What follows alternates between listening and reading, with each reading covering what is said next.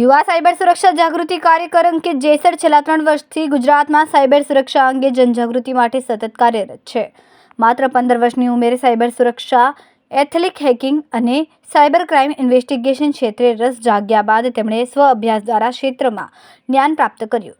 વર્ષ 2023માં 17 વર્ષની ઉંમરે તેમણે સાયબર જાગૃતિ સેમિનારોની શરૂઆત કરી. છેલ્લા 3 વર્ષ દરમિયાન તેમણે ગુજરાત સહિત 2 રાજ્યોના 14થી વધુ શહેરો અને ગામોમાં 500થી વધુ સાયબર જાગૃતિ સેમિનારો યોજીને અંદાજે 1.5 લાખથી વધુ વિદ્યાર્થીઓ, યુવાનો, સરકારી કર્મચારીઓ અને સામાન્ય નાગરિકોને ડિજિટલ સુરક્ષા અંગે માર્ગદર્શન આપ્યું.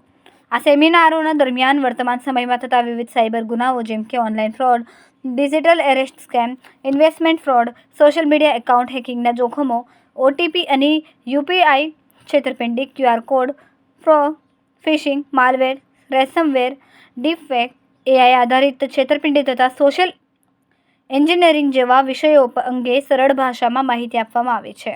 ભાગ લેનારાઓ પ્રેક્ટિકલ ડેમો દ્વારા સમજાવવામાં આવે છે કે સોશિયલ મીડિયા એકાઉન્ટ, જાહેર વાઈફાઈ, મોબાઈલ એપ્લિકેશન્સ, કેમેરા અને અન્ય ડિજિટલ પ્લેટફોર્મનો બેદરકારીપૂર્વક ઉપયોગ કરવાથી શું જોખમો ઊભા થઈ શકે છે. સાથે જ સુરક્ષિત password, multifactor authentication, privacy settings, device security, digital hygiene અને ઓનલાઈન સુરક્ષા માટેની શ્રેષ્ઠ પદ્ધતિઓ અંગે પણ માર્ગદર્શન આપવામાં આવે છે.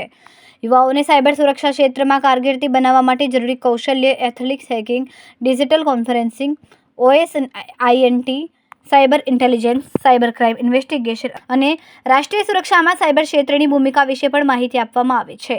સાયબર જાગૃતિ ઉપરાંત અંકિત જેસરે ગુજરાત પોલીસને અનેક સાયબર ગુનાઓ અને ડિજિટલ ફ્રોડ સંબંધિત તપાસમાં માહિતી આધારિત સહયોગ આપ્યો છે. તેમના યોગદાન બદલ JCP, DCP, SP, ACP અને PI કક્ષાના અનેક અધિકારીઓ દ્વારા પ્રશંસાપત્રો પ્રાપ્ત થયા છે.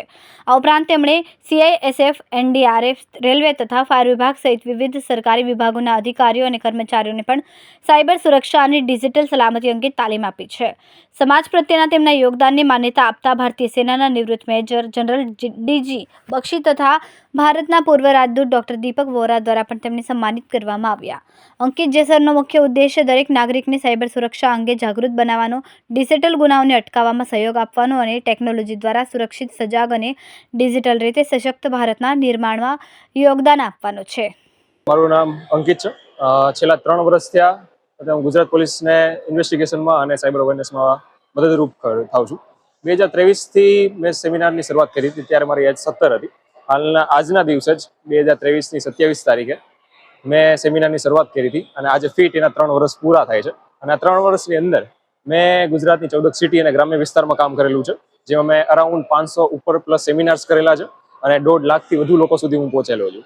આજનો સેમિનાર અત્યારે આશાદીપ ઇન્ટરનેશનલ સ્કૂલમાં છે, સલતાણા વિસ્તારમાં, જ્યાં અમે સાયબર ક્રાઇમ અવેરનેસ સાથે સાથે આપણે સ્ટુડન્ટને કઈ રીતે એબલ બનાવી શકીએ ટેકનિકલ ફિલ્ડમાં, જે ફ્યુચરમાં ડિપાર્ટમેન્ટને દેશ માટે કામ કરી શકે એ માટેની ઇન્ફોર્મેશન અત્યારે અમે પ્રોવાઈડ કરીએ છીએ. સાથે સાયબર ક્રાઇમમાં અત્યારે હાલના સમયમાં જે બી ક્રાઇમ બની રહ્યા છે, ફ્યુચરમાં જે ક્રાઇમ થઈ રહ્યા છે, થવાના છે, અને એને આપણે કઈ રીતે ટેકલ કરી શકીએ, આપણે સેફટીમાં શું ધ્યાનમાં રાખવું જોઈએ, એ બધા ટોપિક અમે કવર કરવા સાથે સાથે કેસ સ્ટડીઝ, ઇન્વેસ્ટિગેશનમાં કઈ રીતના વર્ક થાય છે, ડિપાર્ટમેન્ટનું વર્ક શું હોય છે, અને સાથે એ રીતના એટલે લઈએ છીએ કેમ કે ક્રાઇમ કર્યા પહેલા એ પણ એકવાર વિચારે.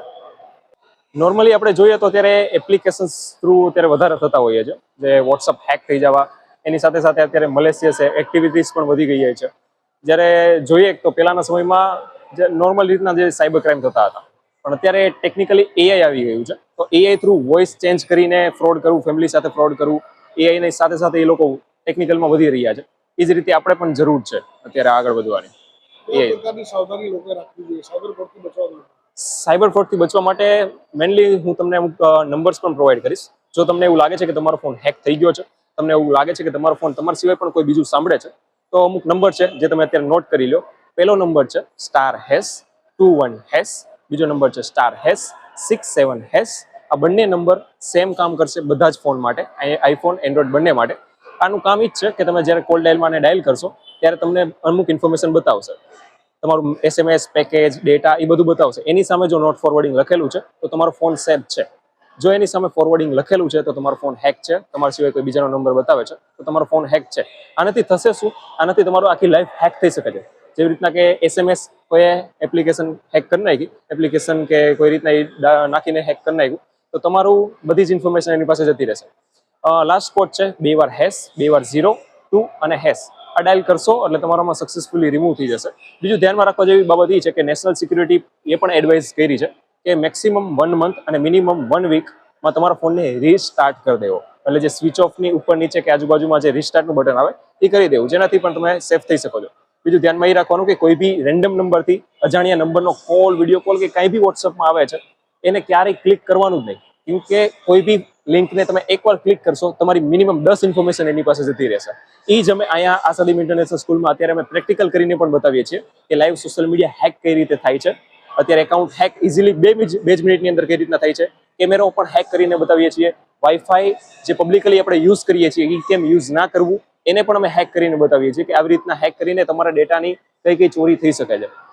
ઘણી બધી ઇન્ફોર્મેશન છે જે અમે અહીંયા આજના દિવસે અમે શેર કરી રહ્યા છીએ.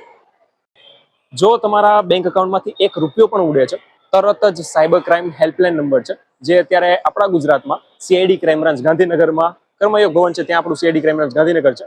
તેનો હેલ્પલાઇન ટોલ ફ્રી નંબર છે 1930. એના ઉપર તરત જ સંપર્ક કરી દેવો. એનાથી થશે શું, તમે કમ્પ્લેન કરશો એટલે સીધું તમારું જે બેંક એકાઉન્ટમાંથી પૈસા ટ્રાન્ઝેક્શન થયા છે એનું સામેવાળાનું બેંક એકાઉન્ટ તરત જ ફ્રીઝ થઈ જશે.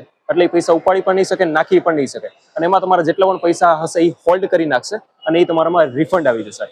જેને અમે સાયબર ક્રાઇમમાં જે અમે ગોલ્ડન પીરિયડ કહીએ છીએ, એ ગોલ્ડન પીરિયડ છે 3 કલાકનો સમય અથવા તો 24 કલાકનો સમય. એને અમે ગોલ્ડન પીરિયડ અત્યારે કહીએ છીએ. એની અંદર જો તમારી સાથે કોઈ પ્રકારનો ક્રાઇમ થાય તો તમે કમ્પ્લેન કરો છો તો તરત જ એને 100% પકડવાના ચાન્સીસ વધી જાય છે. કેમેરામેન સેનિલ વિરાણી સાથે વિશાલ છેઠા, માનવ પ્રભા ન્યૂઝ, સુરત. અમારા વિડીયોની નવી અપડેટ મેળવવા માટે સબસ્ક્રાઇબ કરો માનવ પ્રભા ન્યૂઝ ચેનલને. બેલ આઇકન ક્લિક કરો લેટેસ્ટ વિડીયો સૌથી પહેલા મેળવવા માટે.